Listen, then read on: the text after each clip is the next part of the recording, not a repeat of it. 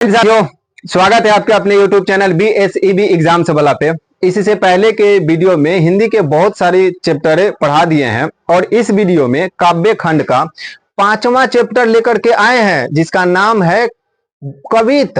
और इस कवित के लेखक है भूषण। कवित का लेखक कौन है?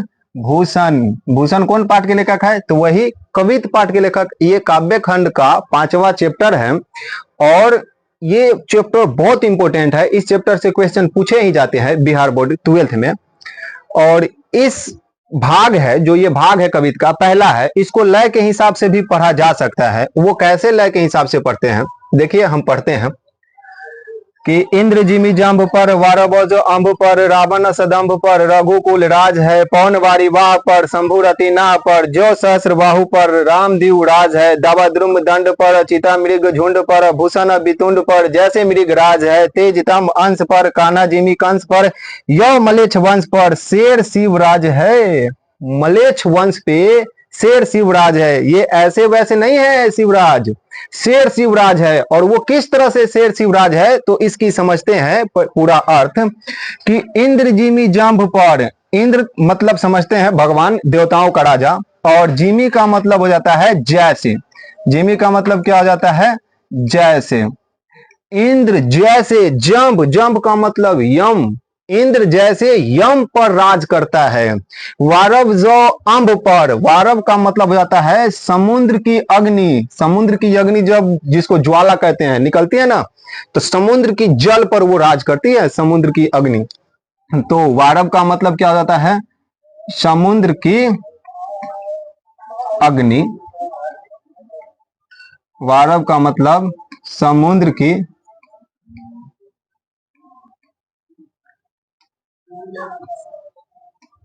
वारव का मतलब हो जाता है समुद्र की अग्नि। और अंब का मतलब क्या होता है? जल। जल, अंब का मतलब जल।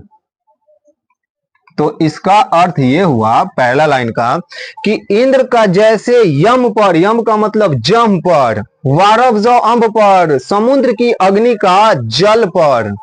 इंद्र जिमी जंभ पर वारव जो अंब पर, इंद्र का जैसे जंभ पर यम पर राज है, समुद्र की अग्नि का जैसे जल पर राज है।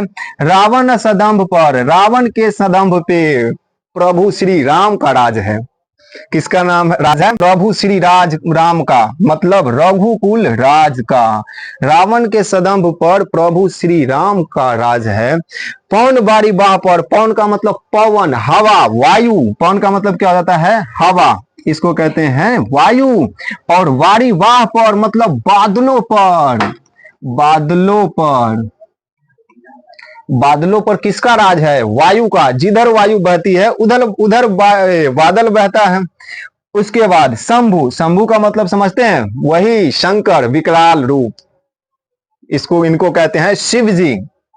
इनका मतलब हो जाता है शंकर। और रतिनाह, रतिनाह का मतलब हो जाता है कामदेव। रति के पति मतलब कामदेव। तो इसको भैया ध्यान से समझिएगा। ये क्या है कि पवन बारी वाह पर, शंभु रति नाह पर, पवनों का बादलों पर, शंभु का कामदेव पर, रति के पति कामदेव पर। ये आप लोग सीरियल वगैरह में देखे होइएगा। जो सहस्र बाहु पर रामदीव राज है।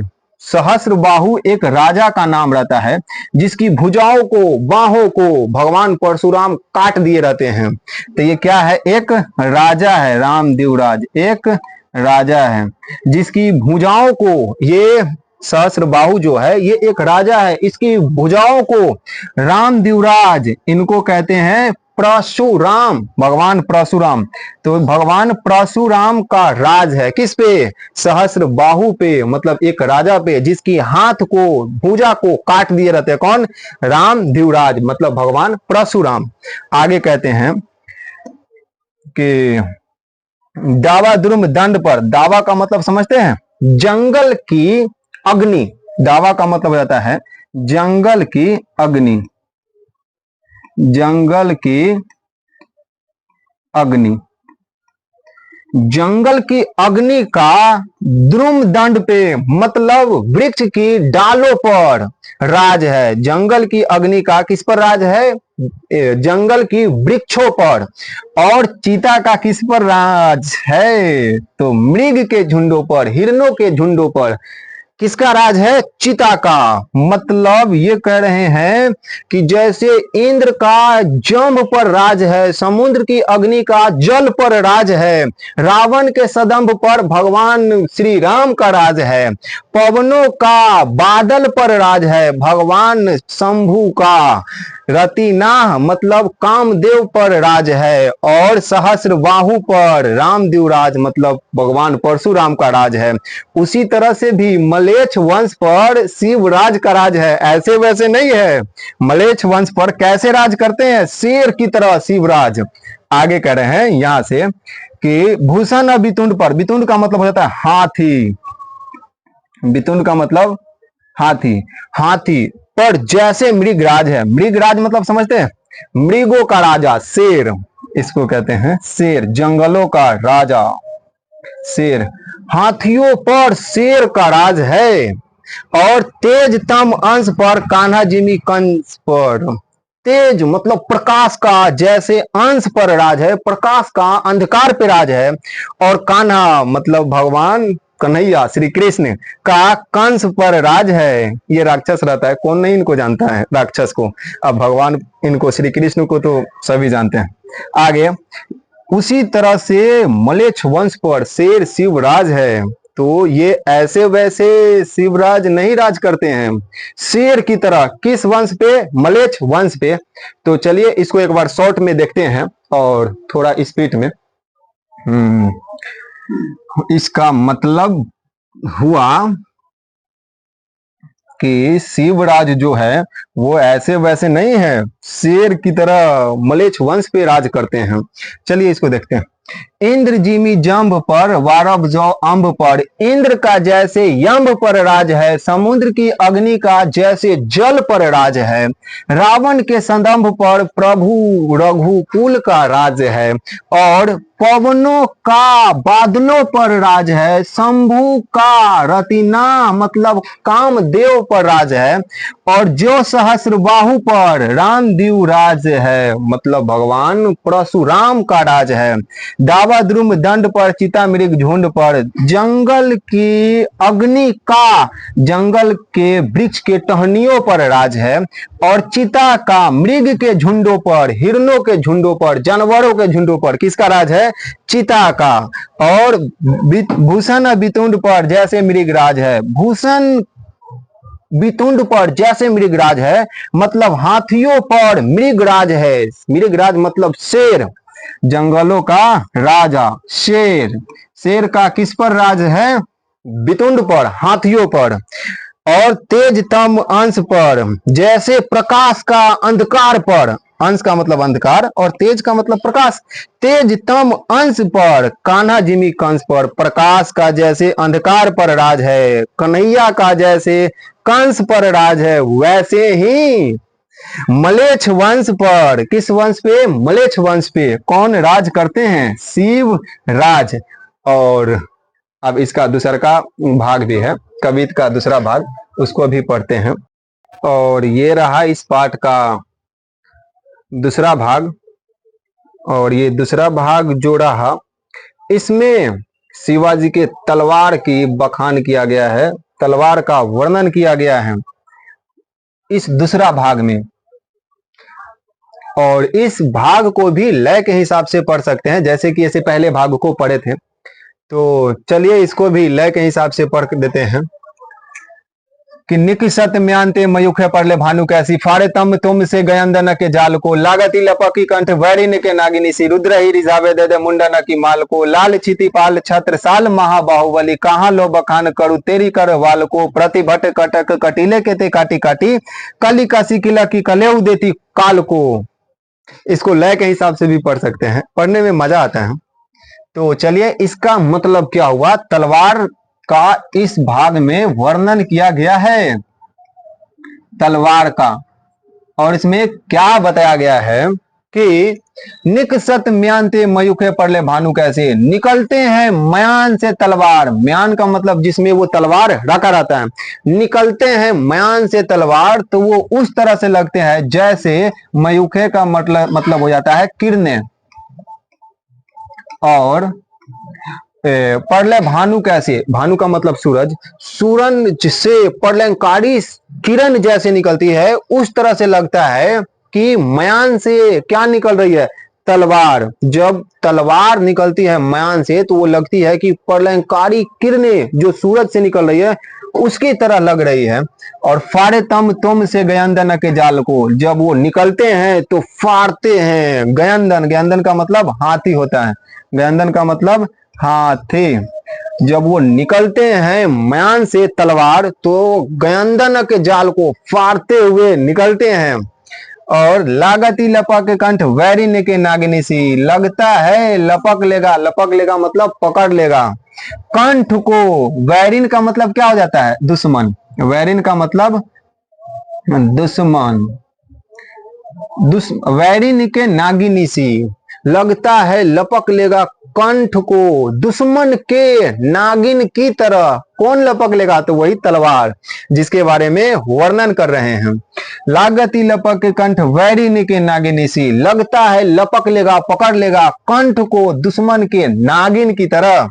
और रुद्र ही रिझावे दे दे मुंडन की माल को, रुद्र का मतलब क्या होता है, शिव का क्रोधित रूप, भगवान शंकर का क्रोधित रूप को क्या कहते हैं, रौद्र रूप, नहीं कहते उनको, रौद्र रूप, तो इसका मतलब हो जाता है शिव का क्रोधित रूप। और शिव के क्रोधित रूप को रिझावे मतलब कम करने के लिए, रिझावे का मतलब क्या होता है, कम करना, शिव को क्रोधित रूप को कम करने के लिए मुंडन की माल को दे देते हैं। मुंडन का मतलब क्या होता है, मूड़ी, जिसको कौन काटते हैं, वही तलवार। मुंडन, माल का मतलब क्या होता है, माला। तो ये इसका मतलब ये हुआ कि शिव के क्रोधित रूप को रिझाने के लिए, कम करने के लिए मुंडन की क्या देते हैं उनको, माला को, जिसको मुंडन को, कंठ को कौन पकड़ के काटे था, तलवार। लाल क्षितिपाल छत्रसाल महाबाहुबली, इसका मतलब ये हुआ, लाल का मतलब क्या हो जाता है, पुत्र, लाल का मतलब पुत्र। लाल छत्रसाल महाबाहुबली, लाल क्षितिपाल छत्रसाल महाबाहुबली, हे क्षितिपाल के लाल छत्रसाल, आप महाबाहुबली है, बहुत बलवान है, कहां लो बखान करूं तेरी करवाल को, तेरे करवाल को, तेरी करनी को हम कहां ले बखान करें, कहां ले वर्णन करें। इसका मतलब यह हुआ कि लाल क्षितिपाल छत्रसाल महाबाहुबली, हे लाल क्षितिपाल के छत्रसाल, आप महाबाहुबली है, कहां बखान करूं तेरी करवाल को, तेरी करनी को कहां तक बखान करूं, कहां तक वर्णन करूं।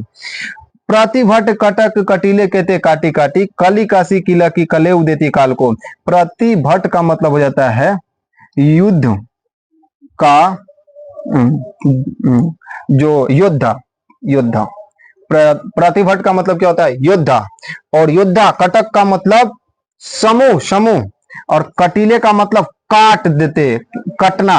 और केते का मतलब देना। और काटी काटी मतलब काटी काटी उनको देते हैं।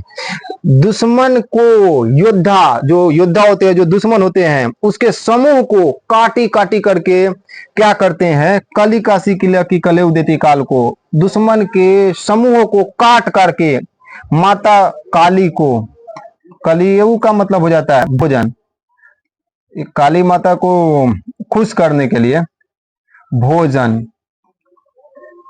क्या चीज का देते हैं, तो वही दुश्मन के काट काट करके, जो योद्धा रहते हैं उसके समूहों को काट करके, काली काशी किला की कलेऊ देती काल को, माता काली को क्या करते हैं, भोजन, सॉरी, भोजन के रूप में देते हैं। तो इसका एक बार फिर से शॉर्ट एक बार देख लेते हैं, इसका अर्थ क्या रहा।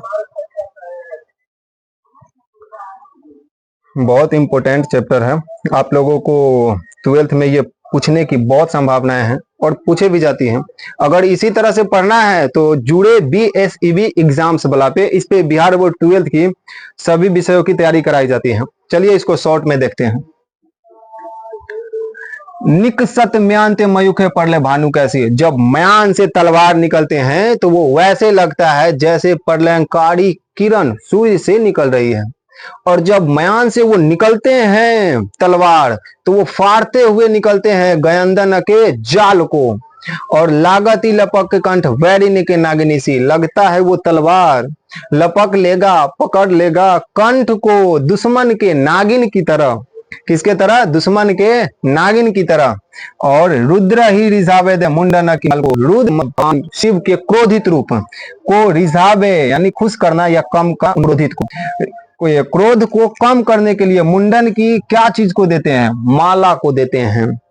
लाल क्षितिपाल छत्रसाल महाबाहुबली। कहाँ लो बखान करो तेरी करवाल को। हे लाल क्षितिपाल के छत्रसाल महाबाहुबली है आप। आपकी करवाल को, आपकी करनी को कहां तक बखान करूं।